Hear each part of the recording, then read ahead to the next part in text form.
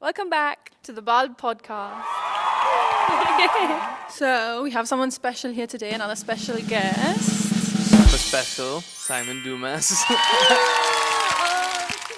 I hope you know I was joking. It's not that special. Okay, so what brings you to Gib this time round? This time I'm here because, honestly, for family reasons, my sister just had a little baby, and me and my wife are the godparents, so we had to get out here and be here for the baptism. So yeah. Well, the last time I saw you was like GMF, This Side Up days. Wow. So where have you been since then? What have you been up to? Since This Side Up played the GMF, that would have been 2014 or 15. So long. We're talking 10 years now. I lot's remember happened. I had the t-shirt, I had the orange one. I had the turquoise one. Love We it. put our photos here. Those t-shirts were quite iconic. I feel like sold out. yeah. I wish you could find one now. Like someone has one. If anyone has one, let us know. Yeah, we're looking That- for This Side Up colored t-shirts, the OG ones. Yeah. But yeah, finished my degree in Manchester in music, and then on the way of my degree, I did an exchange program at USC in California, which is where I met my wife, and then I went to Nashville, and I've been living in Nashville for almost 7 years, which is crazy.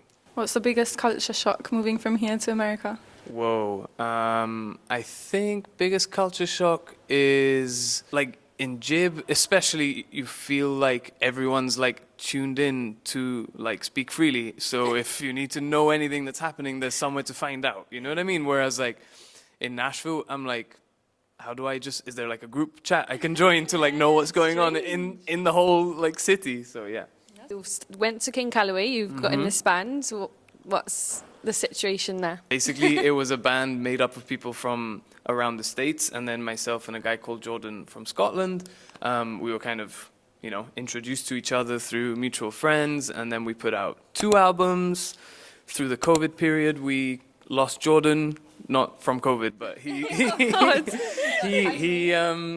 left the band and sort of went to do his solo project. So basically, as the years went by, the makeup of the band changed, but we were always kind of the core was there.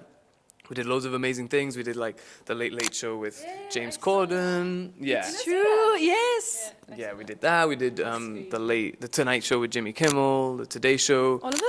Yeah, we did. We did all those cool things. And then it kind of got to a point a year ago where, as a band, we felt like it was time to move on to the next stage. But yeah, super grateful for the time in King Calloway. I still love Nashville, which is why I still live there. And now I'm working on a solo project. Secret.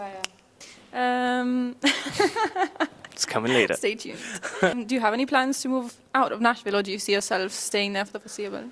Yeah, I think a weird thing I'm learning about growing up is you're like, one day I'll move, and then you're like, but I have to be the one to do it. Like, no one's going to do it for me. So my wife and I would love to move to California eventually. Her family's in California. We love the weather there. It feels like super close to Gib in terms of like the vibe. It's like, Sunny. yeah, it's like sunny. You have like a lot of like Spanish speakers. I don't know, the beach, good food. So for now, it's Nashville. We have a great group of friends there, music, lots of things happening. For me, it's like my career, like contacts are all in Nashville. But I think like long term, it would be nice to be close to family. Is there anything that you miss from Gib? Yeah, I mean, No, I don't mean like your family. I mean yeah, like, not like that's Yeah, the obvious obviously. one, and they know that. But it's like I think the ease of like walking everywhere. So like Izzy, my wife, we were talking about this yesterday. Like Nashville's not really walkable. So to literally walk like for 10 minutes, we have to say like, okay, we're gonna go for a walk and like drive somewhere to walk, like in a park. Whereas here, it's like we're just like walking into town, and like I miss that a lot. I miss bumping into people who I know. The food, I think like. The food. Like, I put it on TikTok recently, like, Layla, I had to ask, I was like, yo, please bring me back digestives. Like, I know that's not, like, real food, but still, I'm like, yo, I need, like, chocolate digestives. What's your favorite fast food place, though? Oof, favorite fast food? If we're in California, we can get In-N-Out burgers. That's my favorite. If we're not in California, it's either Chick-fil-A or Taco Bell. I want to try that stuff. Taco Bell's here, though. That doesn't count. It's probably better there. You know? It's true, Taco Bell's here now. It's literally in Gib. It's probably That's, better there, though. that's wild that it's in Gib. What's the biggest stage you've played on?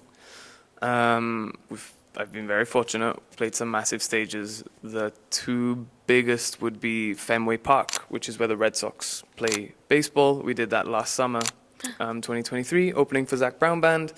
And the second biggest, or this actually would be technically the biggest, is we played the US Bank Stadium in Minneapolis, which is like an 80,000 seater, and we were opening for Garth Brooks. And this is a really cool story because basically there was an issue with people getting into the stadium, so Garth like came backstage and was like, I'm gonna hold back the set time because we were the only openers, and he's like, I want you guys to play to a full crowd. cool. So we went on like 45 minutes late so that we could play. He like wanted to make sure we played in front Do of you get people. nervous? Like when you like, what do you see when you go out on the stage? So many people. It's quite overwhelming. Like, I think the time I felt most nervous was on the Zach Brown tour that we did. We then went out with Zach Brown for one song. He would invite King Calloway back up, and obviously when we play, the stadiums are busy. There's like a lot of people there, but when like you go out in the middle of the headliner set, it's like poof, and I felt it like in my stomach. You're like, whoa, like, and I don't know what you see. You just see a sea of people. Adrenaline. But then, yeah, loads of adrenaline. But then you're also having like weird like eye contact with people where you're like, whoa, like suddenly it's like just like It's a bit deep us and now. 5 people. No, it's like yeah. You're like no, it's not like it's not like romantic. It's just like No. it's just like whoa, like I'm here and you're there, Watching me. and I'm on stage, but it's like Yeah. you're part of like loads of people. I don't know. I feel like weird. it's crazy as well because openers can be a hit or miss because at the end of the day they're not there to see you. Really, they're there for like the bigger Thank you crowd. for the reminder. Yes, No, they're because not I there went to see. I went to see. Who was it? I don't know, but I went to a concert and the opener came out and it was so bad. It was so awkward. The crowd was not giving the vibes. They're vibing, but there's no one vibing with them. Yeah, it was really, really awkward. And then another one came on and that one smashed it. So I don't know what it is, but Yeah, I think it's like really important for an opener to know their place.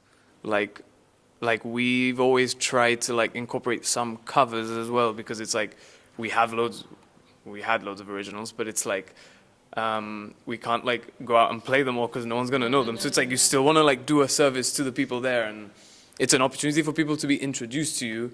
But for us, it was like, okay, keep the talking to a minimum. Like they don't want to hear me talk about the song. They don't care who I am, and then play songs that maybe they would know. But yeah, it can be hit or miss. What's your favourite song to cover? That's a really good question. On that tour, we did this thing where I went to the piano and played like half of the song Desperado by the Eagles.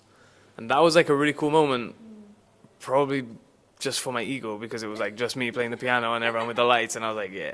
But with the band, we also did Go Your Own Way by Fleetwood Mac. I like that So one. those were cool. So what's your go-to karaoke song? Go-to karaoke song is Shallow. Lady Gaga? Yeah, we did it on honeymoon. It was really funny. And then we had to leave because we were like, this did not go well. We were so embarrassed. Because we've been with him for 2 hours and you haven't put down the guitar once. haven't This is probably the stopped, no. first time. You've been non-stop. I I think it's crazy because I remember watching you. It's like I said, you're in my brother's year, and I remember watching you in those like old Bayside School concerts. And you were just a child. I was even younger, but you were just a child I there. And now know. you performed to all these people.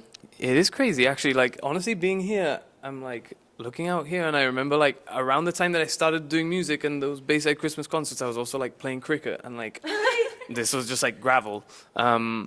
But it just being here, I'm having like a really weird. Well, it's like a weird reaction of like, whoa, like things have changed, and like this is like a physical representation of how time has changed from like who I was back then.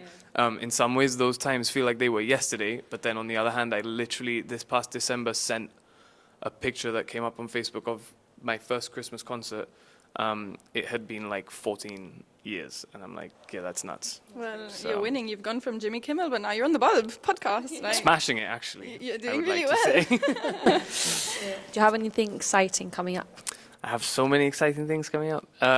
Yes, so as a solo artist, I'm finally putting out some music. I just put out a song called Bonfire, which I'm very excited about.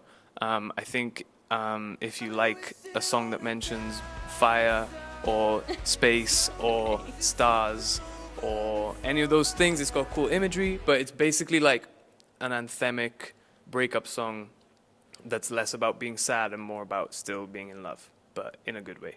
That's really cute. We've So, just yeah. given him about 50 more views whilst we've been in the car playing it around. Yes. So who's the most famous person in your contacts? The most prolific maybe person in my contact list is this guy called Desmond Child, who has written songs like Living on a Prayer, Living La Vida Loca, She Bangs. He wrote like every Kiss song under the sun. Really cool fun fact for the kids, he was inducted into the Songwriters Hall of Fame the same year as Albert Hammond. So I told him, like, when we met, that I'm from Gibraltar, and he's like, oh my gosh, I knew someone, Albert Hammond from Gibraltar. And so, yeah, he's this incredible songwriter. I don't think I have Albert's number. If not, I would say him. Albert, I bet he watches the band. I have his You wanna come email. on?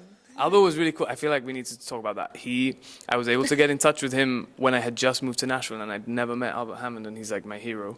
And I emailed him, and he was like, yeah, let's meet for breakfast. And we just had breakfast together in Nashville, and it That's was so like, nice. I just told him, I was like, dude, you're like the soundtrack to my life, and you inspire me. And he was like, What was that, Cool. Nashville? You met Yeah. up with him? yeah, In Nashville? yeah. We went he was staying at his hotel, and he was like, just come for breakfast. And What did he order? I think he had 2 eggs. But what made me feel really cool was that someone from the label that I was signed to, he was also signed to BMG, which is the parent company, and they had this big dinner, and they happened to be sitting next to each other. So when Albert was talking to the guy, he was like, oh yeah, I'm managing this new band. It's called King Calloway, and Albert was like, oh, I know one of the members, and I was like, yeah, man. So yeah. I was gonna ask you if you had like any crazy like moments. Yeah, I mean, like, a really weird one. It's not that crazy, but it's like, it is weird because in Jib, everyone knows everyone. But in Nashville, like, once I went to get coffee, and the barista, she was like, are you Simon from King Calloway? And I was like, yeah, it's me. but that was really cool. But that's not, like, super crazy. I mean, I don't know. You got home after and you're like, I got noticed. I was like, okay, that's one in 8 years has said, are you Simon and King Calloway? Okay, well, thank you very much for coming and spending time with us. Everyone, go stream Bonfire. Yes, please. And stay tuned because we've got some exciting things coming up. Close. What's this? Are you waving? Okay.